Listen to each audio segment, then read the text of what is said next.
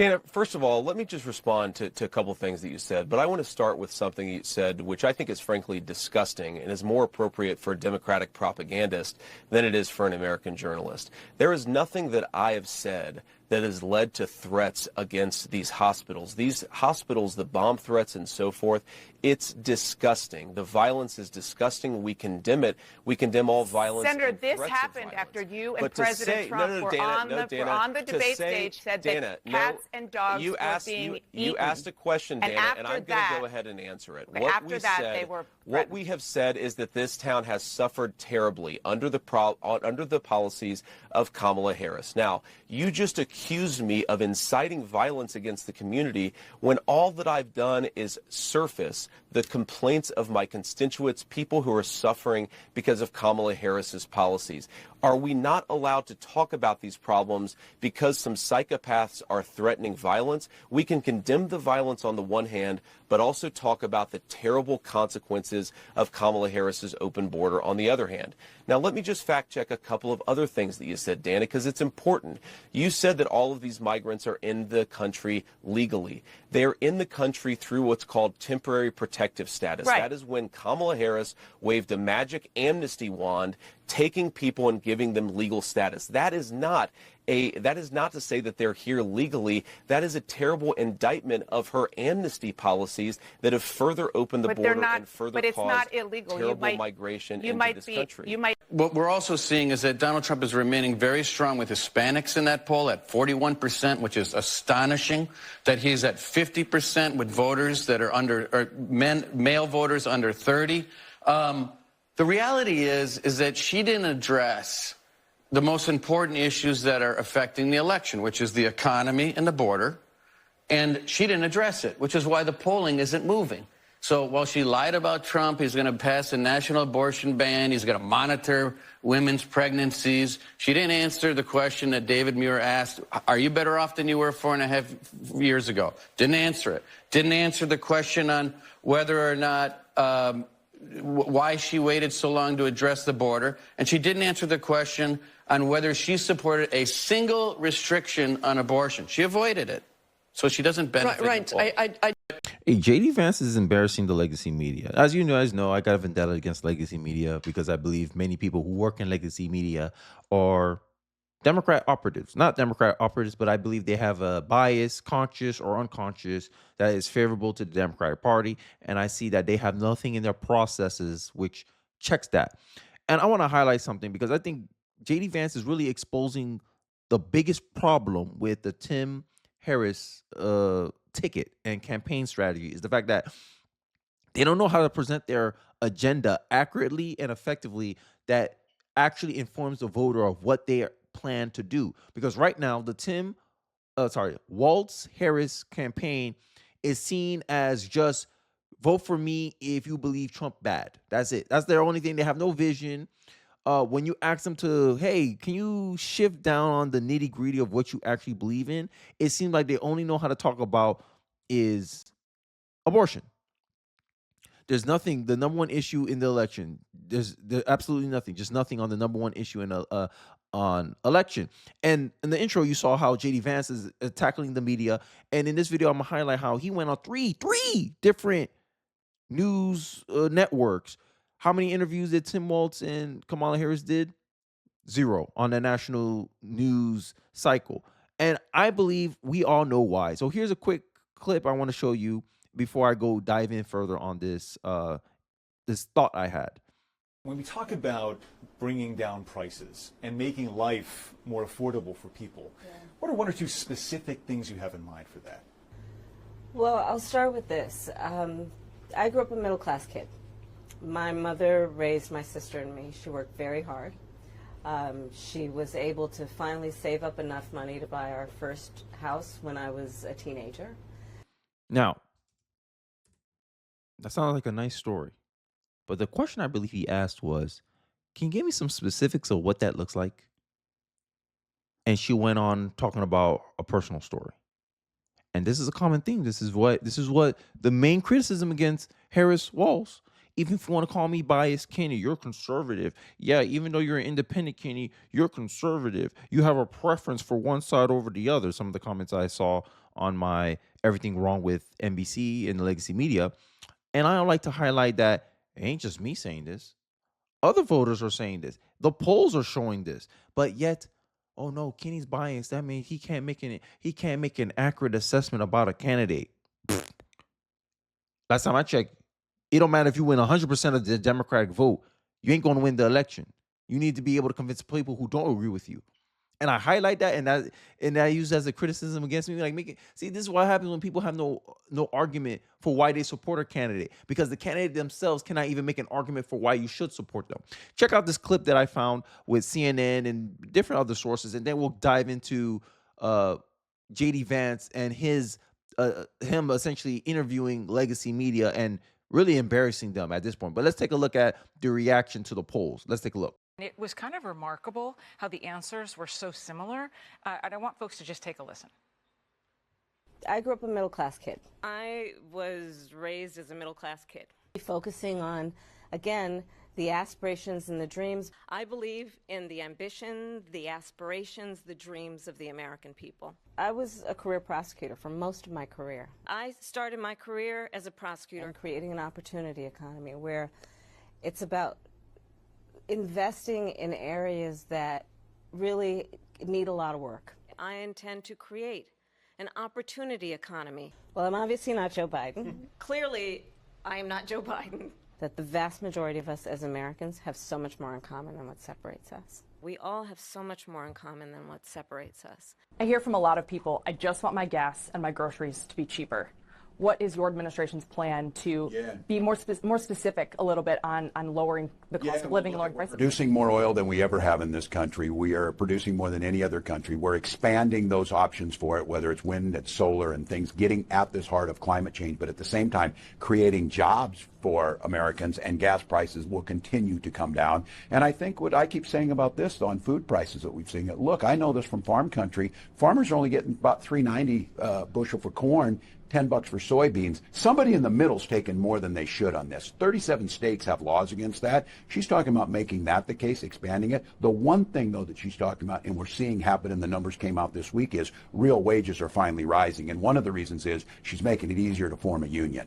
I think she's got a very compelling economic agenda. Then why can't she do it, actually? Because she did a local interview. She started to try to do more interviews this week, and she did a local interview, which I'm sure you saw, and she got asked directly about inflation and the economy, and came up as empty as any presidential candidate in my lifetime has ever come up on any question of any substantive topic. Why can't she find it? But she was very good in the debate. You acknowledge that it's got... I don't think so. Come on. Trump, in our snap polling, Trump picked up a couple of points. Okay, real quick. Sorry, long-winded way of getting around about it, but I wanted to incorporate many things so that way you guys get a sense of what I'm thinking before I go in and react to this this compilation. Let's take a look. Dana, first of all, let me just respond to a couple of things that you said, but I want to start with something you said, which I think is frankly disgusting and is more appropriate for a Democratic propagandist than it is for an American journalist. There is nothing that I have said that has led to threats against these hospitals. These hospitals, the bomb threats and so forth, it's disgusting. Remember, they just criticized, false claims from Donald Trump because he said migrants are eating cats and dogs. False claims. There's no evidence alleging that this is happening. Absence of evidence doesn't mean something didn't happen. You need evidence to prove that something didn't happen. All you can say is baseless. You're doing the same thing to Trump and JD Vance. There's no evidence tying the attack on these government buildings to Donald Trump's rhetoric. You're assuming that, and this is the argument. This is how I said JD Vance is embarrassing the legacy media, because you're exposing yourselves as left-wing hacks. And it doesn't even help that 97% of U.S. journalists are Democrat. So this only gives more fodder to this perception that I have about the mainstream media. And I'm being very upfront and honest for why I believe the things that I believe. Why I frame the media the way I do is because it's supported by some evidence. And they're not doing anything in their process to fact check or to mitigate that risk that comes with them reporting or misinforming the viewers. But they want to stand on this fallacy of authority. I digress. The violence is disgusting. We condemn it. We condemn all violence. Senator, this happened after you and President Trump were on the debate stage. Correlation does not equal causation. Said that cats and dogs were being you asked a question, Dana, and I'm going to go ahead and answer it. What we have said is that this town has suffered terribly under the policies of Kamala Harris. Now, you just accused me of inciting violence against the community when all that I've done is surface the complaints of my constituents, people who are suffering. Exactly. Would the media have been looking into this whole thing if he didn't mention it on the debate stage? And JD Vance was the first one to mention something going on in Ohio. I think it was Dayton, if I remember correctly. That he was the first one to mention this. I think this is his state. He is the senator of that state, if I remember correctly. So all he is, hey, I'm voicing the concerns that my constituency are saying. You can say he's making a basis claim, but he's basing it off of, hey, this is stuff that's been alleged by the residents, by Ohio residents, by people who live in the town. And Trump took it on their word, and he mentioned that. He said, hey, these are the concerns of some of the people. This is an example of how the mass migrations under Harris is causing problems for the American people. Great way of highlighting a controversy and using it to their advantage. And this is why I say I think J.D. Vance is embarrassing the legacy media, honestly. They want to talk about Trump got baited into questions.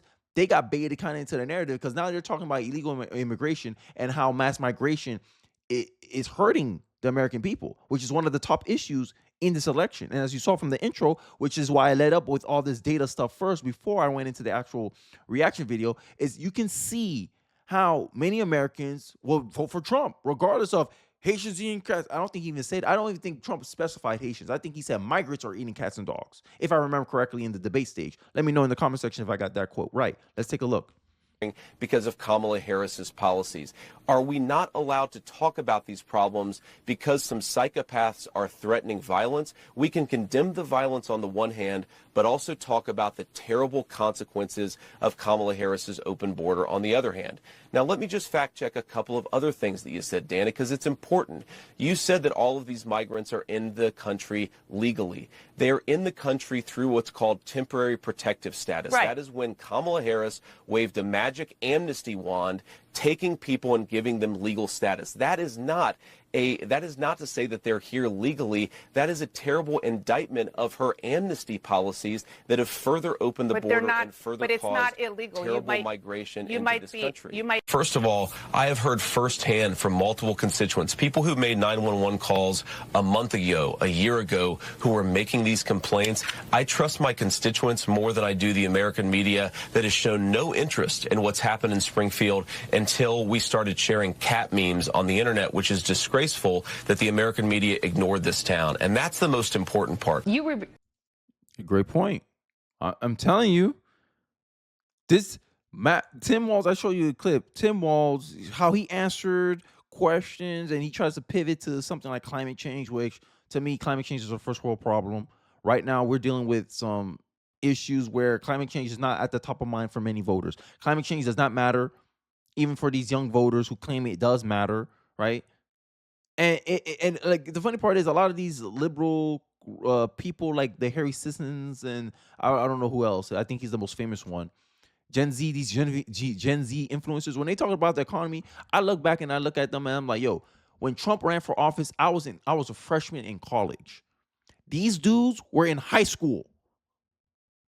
I'm 28 years old. These Gen Z influencers, they were in high school when Trump was running the country. Some of them was in middle school. But I'm supposed to take political understanding about the economy and how great and bad it was from their perspective when you weren't even involved in the economy like that.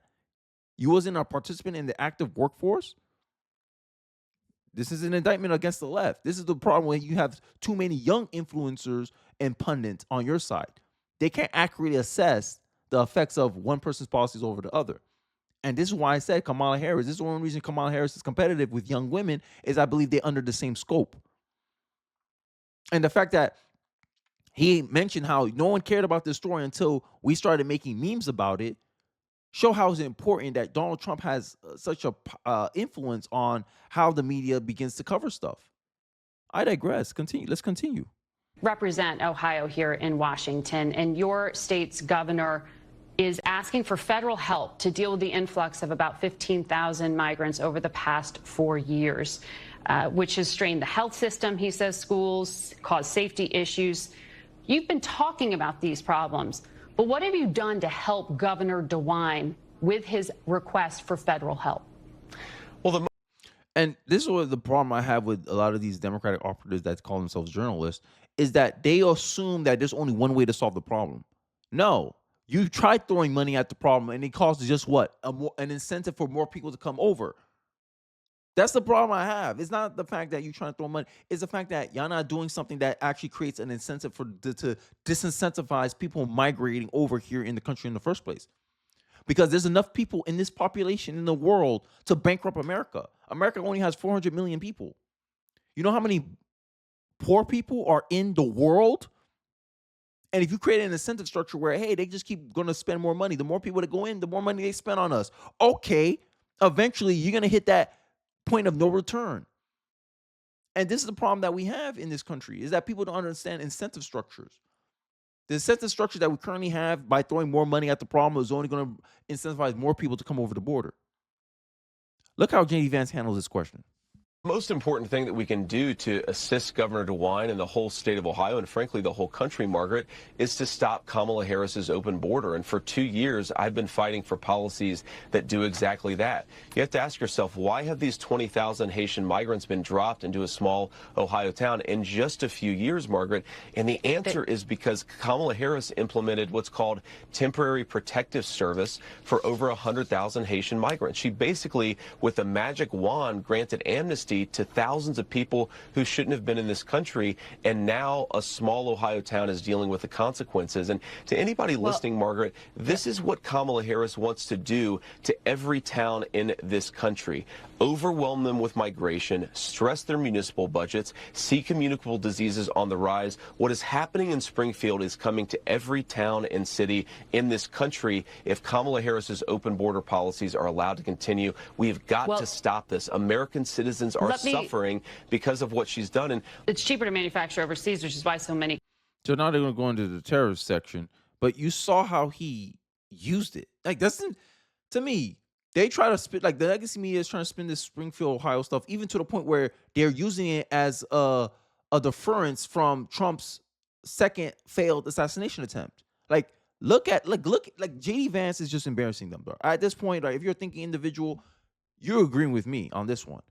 At least you can see my point, is that J.D. Vance is using this controversy to highlight the real problem. Hey, we wouldn't even be talking about migrants eating cats and dogs if they had dealt with the immigration issue in the first place. The cats and dogs being eaten, alleged allegations, are a byproduct of Harris's border policy or border stance. That when people break the law and illegally enter into this country, they get rewarded with temporary status, aka positive reinforcement. That's a psychologist term. And if you look at it, it means to positive reinforce a behavior.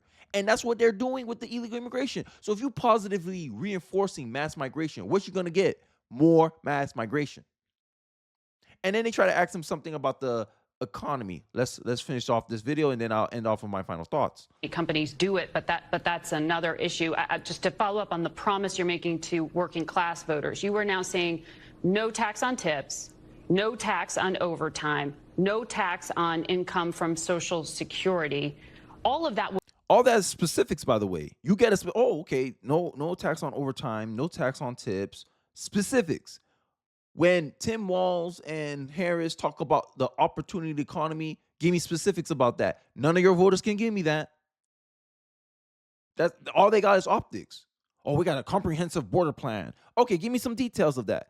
But then you want to ping Trump on the fact that he can't give a specifics